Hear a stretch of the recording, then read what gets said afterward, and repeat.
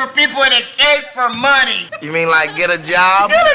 Cara, não adianta, só aprende inglês de verdade quem paga o preço. Eu não tô falando de dinheiro, tô falando de tempo, de esforço, atenção, de fazer o que precisa ser feito. Falar inglês fluentemente todo mundo quer, mas nem todo mundo quer passar pelo processo necessário pra chegar lá. Numa aula como essa que você vai ver agora, por exemplo, dá pra aprender muita coisa em inglês. E mesmo assim é impressionante ver gente que não consegue nem chegar até o final. Agora pensa comigo, uma pessoa que não tem nem 20 ou 30 minutos de attention span vai conseguir aprender toda uma segunda língua? Sabe, não é falta de inteligência e muitas vezes não é nem falta de método, é falta de disposição pra pagar o preço. E a aula de hoje é com uma cena icônica de Kenan e Kel. Eu sei que muita gente aqui cresceu assistindo essa série, foi a sugestão de vários inscritos, então bora lá. Hey, Kel! Woo! Boy, soda!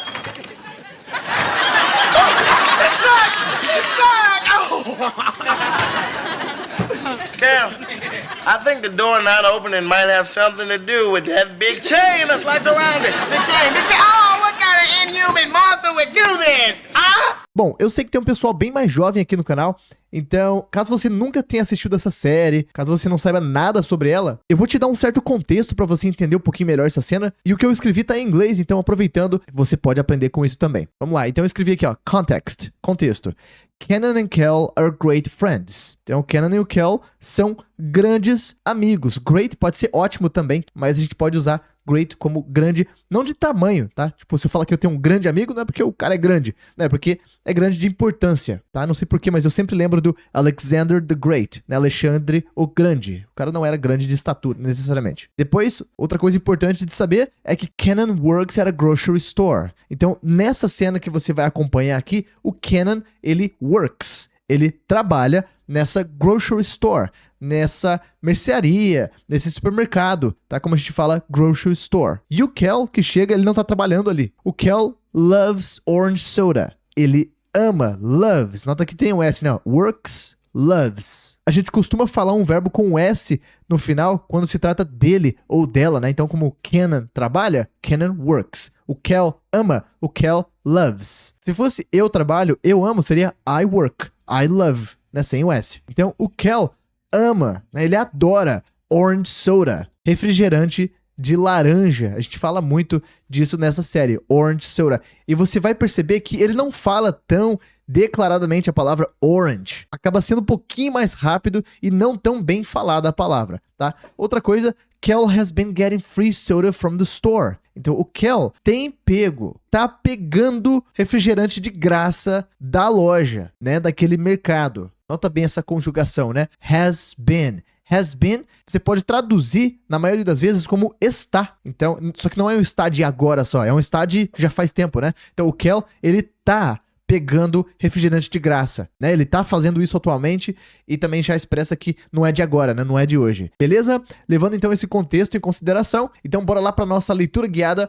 O Kel chega correndo ali e o Kenan tá trabalhando e fala, "Hey, Kel!" Aí o Kel chega gritando, orange soda!" Já vai correndo ali pra geladeira e ele tenta abrir e ele vê que tá stuck. Olha só essa palavra, stuck significa preso, entalado. Stuck, dá pra usar em vários contextos, tá? Se alguém falar, por exemplo, que tá stuck in traffic, é que a pessoa tá presa no trânsito, no traffic. Muita gente na pandemia falava, né? I'm stuck at home. Tô preso em casa, né? E nota que não é stuck, não tem um I, né? Então já emenda com it's. Ele falou it's stuck. E ele tentando abrir, né? Mesmo assim.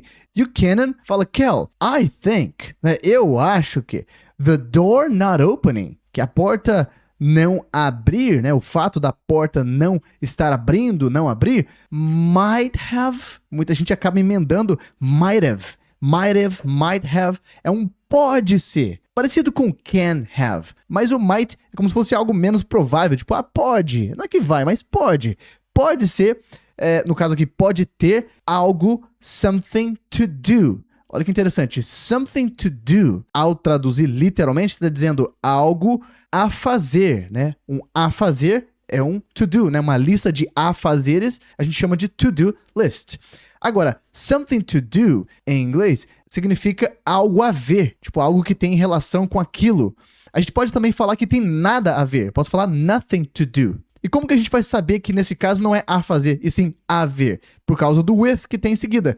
Então é como se fosse a expressão pronta, something to do ou nothing to do, que é algo a ver ou nada a ver. Posso até falar tudo a ver. Everything to do with alguma coisa, tá? Então ele tá falando, Kel, você tá tentando abrir a geladeira aí? Aí ele fala de forma irônica, né? Eu acho que o fato da porta não tá abrindo pode ter algo a ver com aquela enorme chain, with that big chain. Ele acentua bem, né? Porque, pô, ao tamanho da corrente, como que o Kel tá tentando abrir mesmo assim? Então, deve ter alguma coisa a ver com essa correntona aí, né? Que está locked, que tá trancada, around it, né? Em volta dela, né? No caso aqui da geladeira. E geladeira é uma palavra que me faz refletir muito. Muitos alunos me perguntam sobre formalidade de palavras em inglês, né? Meus alunos me ouvem bastante eu falando coisas do tipo, olha, essa palavra é mais formal que essa, né? E muita gente pergunta, Gabriel, mas e aí, né? Qual que eu devo falar? Eu devo falar mais formal? Menos formal? Minha resposta é tipo, vai do ambiente que você se encontra, né? Você quer falar de uma forma mais formal, mais técnica?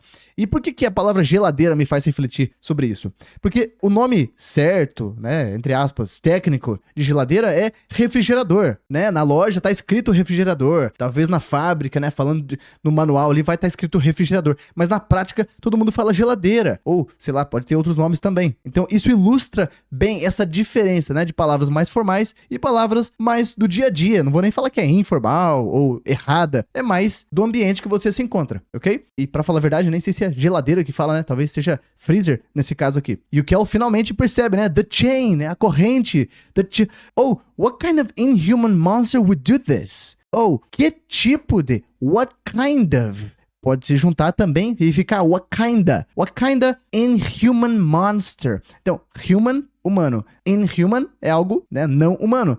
Que monstro desumano, que monstro não humano would do this? Faria isso. Então, do é verbo fazer. Agora, would do fica faria. Então, que monstro faria isso? E esse é muito parecido com em, que a gente tem em português, né? Quando alguém perguntou alguma coisa e parece que não tem resposta, logo em seguida a gente fala, hein?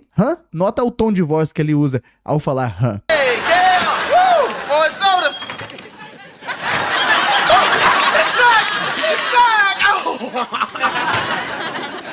Kel, I think the door not opening might have something to do with that big chain that's locked around it. The chain. Oh, what kind of inhuman monster would do this? E um detalhe que você pode notar aqui é a ausência do H. Eu fiquei surpreso quando eu percebi isso também. Em inglês se fala human, né, para humano. Tem um R, um som de R, né, ali quando em inglês aparece o H. Porém, eu percebi que algumas pessoas falam human e foi assim, confuso pra mim. Falo, nossa, mas o certo é falar human. Mas, por experiência, por ter notado já várias pessoas aqui e ali falando desse jeito, eu diria que pode acontecer de você ouvir pessoas falando só human, ou no caso aqui, inhuman. Conta pra mim o que você ouviu. Você ouviu inhuman ou inhuman? Continuando. Chris, some sicko that put a chain around an orange soda cooler. Kel, Chris is the sicko. What's wrong with you? Kel, do you know that last month you drank over $100 worth of free orange soda? Really?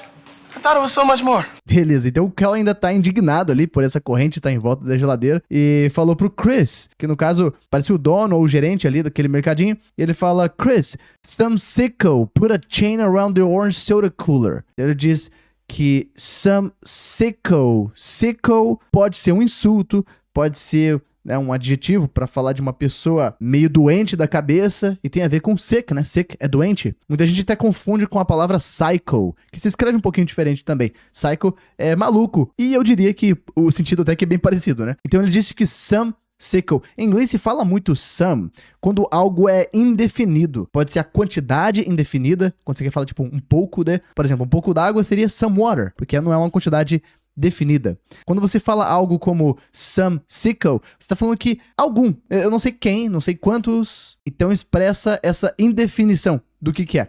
Então ele falou que algum cara doente da cabeça, né, colocou put a chain, colocou uma corrente. Put não é put, tá? Eu percebo o pessoal tem muita cautela, né, ao falar put, acha que é palavrão, mas não, é put mesmo, tá? Put. E o interessante sobre esse verbo é que ele é o mesmo do passado. Então, pour, colocar, pus, coloquei, se fala put. Então, ele tá falando que alguma pessoa meio louca colocou uma corrente around, né, em volta de, around the orange soda cooler. Ele chamou aqui esse freezer de cooler. O que é um cooler? É algo que refrigera, né? É um refrigerador. Então, algo que mantém cool. cool é fresco, refrigerado, refrescado, sei lá qual outra forma de falar isso também. Buchanan aponta ali pro gerente deles, né? Ele fala, ó, esse aqui que é o sickle. Você falou que é um sickle. Ó, Chris is the sickle. É o Chris aqui que é o doente da cabeça que fez isso. Aí ele falou algo do tipo, oh, what? E ouvindo bem o áudio, não foi exatamente isso que ele falou. Foi meio que um susto, né? Uma expressão que ele usou. Ele falou, what's wrong with you? Olha o que aconteceu aqui. Um with you ficou with you. Muita gente fala assim. Aí vem aquela pergunta, Gabriel, qual é o certo? Bom, os dois são aceitáveis, né? Quando você fala, vão te entender. Só que muito do idioma tem a ver com estilo, né? Tipo, o seu estilo é o mesmo estilo que o Kel, né? Uma fala mais relaxada, mais informal também. Se não for, é melhor with you, tá? Então, o que tem de errado com você? What's wrong with you? E o Chris, que é o chefe deles ali, né? Comenta o seguinte, Kel, do you know... Kel, você sabe que... Dessa vez apareceu o que, né? Nota que esse cara fala um pouquinho diferente, ele fala mais por extenso, né? Então, você sabe que no último mês, last month, eu percebo que muitos alunos têm essa preocupação. Como que eu falo no mês que vem, na semana passada? Muitas vezes em inglês só se fala last month, ou next month, last week, next week. Você tem que falar, tipo, no último mês. Então, só last month. No último mês, you drank, você bebeu, você tomou over $100 worth of free orange soda. Vamos lá. Over se usa para muita coisa em inglês. Só que, quando você fala over e o número, seja valor financeiro, seja quantidade de tempo, ou qualquer outra unidade de medida, você está falando mais que, ou mais de. Então, você sabia que você, mês passado, tomou mais de $100 worth? Esse worth significa valor. Também é o verbo valer. E essa é uma palavra que desaparece quando a gente traduz, porque não precisaria falar em português, você bebeu mais de $100 de valor. Não precisaria necessariamente da palavra valor em português aqui. Porém, em inglês, ela se encaixa perfeitamente nessa posição na frase. Inclusive, eu tô sempre falando disso lá no meu treinamento, porque lá a gente tem aulas com Todo Mundo Odeia o Chris, desde o primeiro episódio, né, em sequência, e o Julius, né, o pai do Chris, ele tá sempre falando isso, né, você gastou tantos dólares de tal coisa. Em inglês se fala, você gastou tantos dólares worth de tal coisa, tá? Essa palavra worth vai estar sempre aí. Então, é mais $100 do que? Of free orange soda, de soda, refrigerante de laranja, de graça. Ou seja, ele tá tomando refrigerante de graça, como a gente viu no contexto que eu passei pra vocês. E a resposta do Kel foi bem engraçada também. Ele fala, really? Sério? I thought it was so much more. Eu achava que... Olha só, não apareceu aqui o que dessa vez. I thought, eu achava que era... Pode ser também fosse... E eu fico louco com isso aqui, cara. Como que em inglês é mais simplificado, né? Então eu achei que fosse so much more. Tanto mais, né? Tão mais que isso. Tão mais do que $100 de refrigerante que ele tomou. Some sicko that put a chain around an orange soda cooler. Kel, Chris is the sicko. What's wrong with you? Kel, do you know that last month you drank over $100 worth of free orange soda? Really? I thought it was so much more. Continuando. It was plenty! From now on, if you want orange soda, you'll have to pay for it. And until you pay up, the chain stays put. Oh, I ain't gonna... I know you're not... Vai passar mal agora, né? O Chris fala, it was plenty. Só que ele não falou a letra T, né? Ele falou plenty. It was plenty. O que significa essa palavra? Plenty significa bastante. Só que não no sentido negativo. É sempre bastante na quantidade certa. Podendo significar abundantemente, caso seja algo positivo, ou simplesmente a quantidade adequada. Deixa eu te dar um exemplo. Se fala muito em inglês, drink plenty of water. Drink plenty of liquids. É engraçado que sempre que tem instruções de saúde falando para você beber bastante água, não se fala a lot of water e nenhuma outra forma. Se fala plenty of water. Por causa dessa mensagem. Beba bastante. Mas não tipo, não sem controle também. É plenty. De bom tamanho. Então, quando o Chris fala que it was plenty, ele tá dizendo que tá de bom tamanho, né? Tipo, o tanto que você já tomou foi bastante, mas, né? Tá bom já. From now on, Gosto muito dessa expressão. From now on significa de agora em diante. Então você pode usar essa expressão como um template. Você pode, no lugar do now, falar um outro período. Por exemplo, de hoje em diante, em inglês seria from today on. De amanhã em diante, from tomorrow on. Então tenha esse template. From, o período, depois on. De agora em diante, if you want orange soda. Então, se você quiser, nota aqui, you want, você quer. If you want, se você quiser, é o if que conjuga o resto da frase. Então, se você quiser refrigerante de laranja, orange soda, you'll have to pay for it. You'll have to. Você vai ter que. Cadê o vai? É o L aqui. You'll have to. Ah, mas eu não consigo ouvir esse L. Bom, se não ouvir ele, vai dar na mesma, né? Eu já falei de agora em diante, então eu já projeto o resto da frase pro futuro. Essa é uma coisa que eu sempre lembro para meus alunos. A gente fica tão preocupado, às vezes, com a conjugação e tudo mais, só que o que tem mais peso na frase é um indicador de tempo. Se você errar a conjugação, a pessoa que está te ouvindo vai dar mais moral pro elemento da frase que indica tempo do que a sua conjugação errada, tá? Por exemplo, imagina que eu seja um estrangeiro falando português. Aí eu falo o seguinte,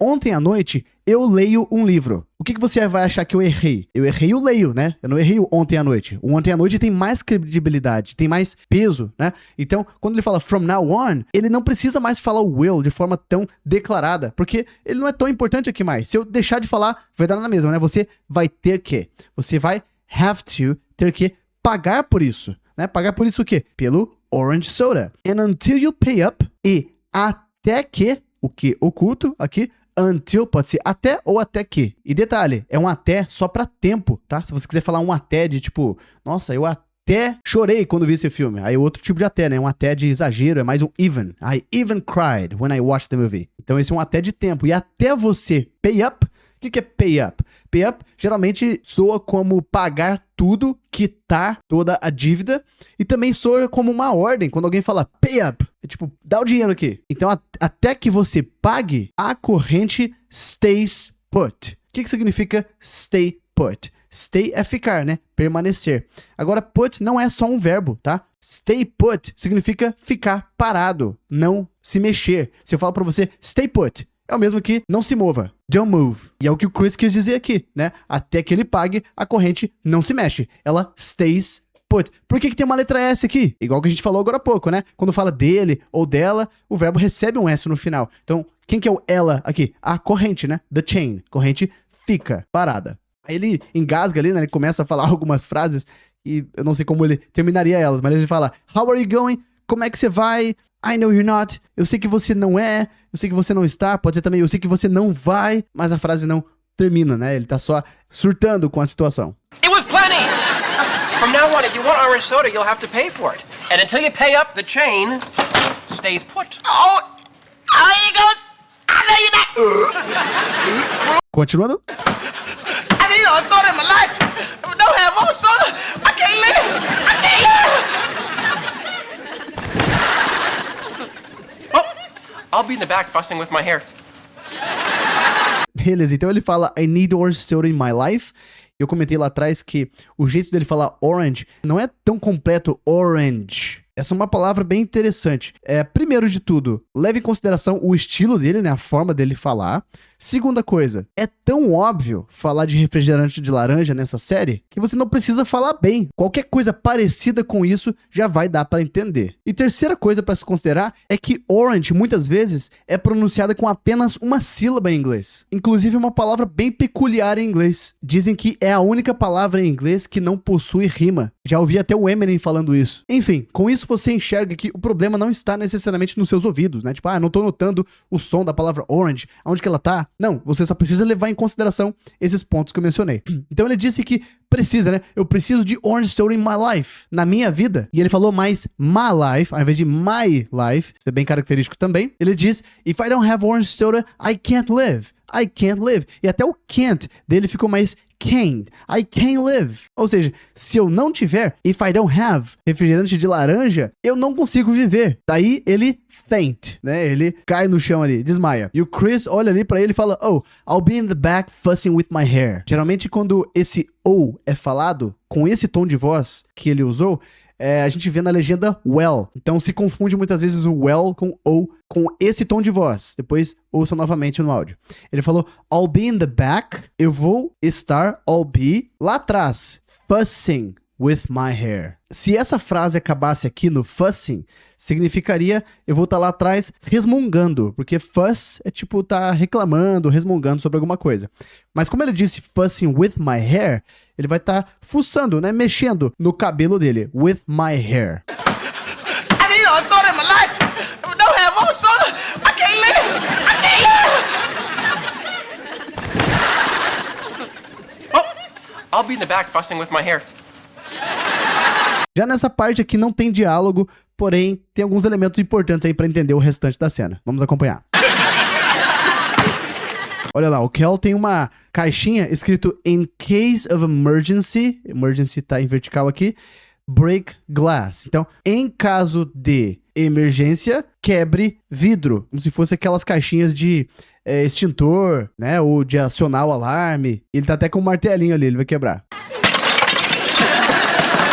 E o que tem dentro? O que é engraçado? É que não tem um extintor nem nada, tem uma garrafinha de orange soda. Né? Então, em caso de emergência, né? Em caso do Kel desmaiar, tem uma garrafinha ali que vai ajudar ele a acordar.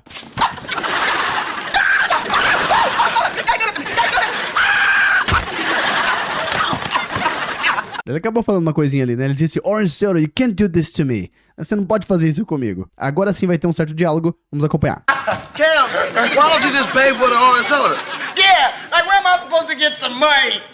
I aqui não deveria estar minúsculo, tá? Em inglês, I de eu, sempre maiúsculo, mesmo no meio da frase. Eu acabei digitando rápido aqui, ficou assim. Então, o Kenan falou, Kel, why don't you just pay for the orange soda? Why don't you? Pedaço de frase que a gente vê em quase toda aula, né? Por que você não? Why don't you? Por que você não só, just? Por que você não só paga? Why don't you just pay for? Né? Pagar por. Por que você não só paga pelo refrigerante? E o Kel fala, yeah, like where am I supposed to get some money? É, tipo, onde am I supposed to? Né? Supposed to é algo que é pra acontecer. Então, como que é pra eu conseguir get, né? Conseguir obter some, naquele sentido de indefinido, pode ser um pouco de também, dinheiro. Então ele disse, tipo, aonde que é pra eu conseguir um pouco de dinheiro? Aonde que eu vou arrumar dinheiro? Pode ser um perigo você traduzir supposed como supostamente ou suposto, porque não tem esse mesmo tom, né, em português. Então se alguém fala que você é supposed to fazer alguma coisa, é simplesmente que é pra você fazer aquilo, tipo uma obrigação. E se usa muito esse supposed to em situações como essa, porque a pessoa não sabe o que fazer. Então, o que é pra eu fazer? What am I supposed to do? Ó, mais uma frase pronta pra você. Kel, why don't you just pay for the orange soda? Yeah, like where am I supposed to get some money? Continuando. Oh, if only I could do things for people in exchange for money. You mean like get a job? Então ele fala, oh, if only I could do things for people in exchange for money. Então, if only I could. Já fecha aqui essa expressão pronta. If only I could. É muito parecido com quem me dera. É como se falasse, ah, se eu pudesse. If only I could. Ou você pode também traduzir ao pé da letra e ver o quão se aproxima do português, né? Por exemplo, se apenas eu pudesse. Até que ficou legal, né? Então, se eu pudesse apenas fazer coisas, do things for people, né, para as pessoas. Lembra que for geralmente é para benefício, né? Eu vou fazer algo por elas, né, no lugar delas. In exchange. Opa, faltou uma letra C aqui, ó. É E-X-C-H, tá? Então, in exchange for money. Exchange. Vou até colocar embaixo aqui para você ver a palavra escrita. Exchange significa troca. Só que é diferente de change. Change é trocar uma coisa pela outra. Agora, exchange já soa como uma troca de duas vias, sabe? Por exemplo, se eu falar para você que eu vou trocar de carro, o que eu quero dizer?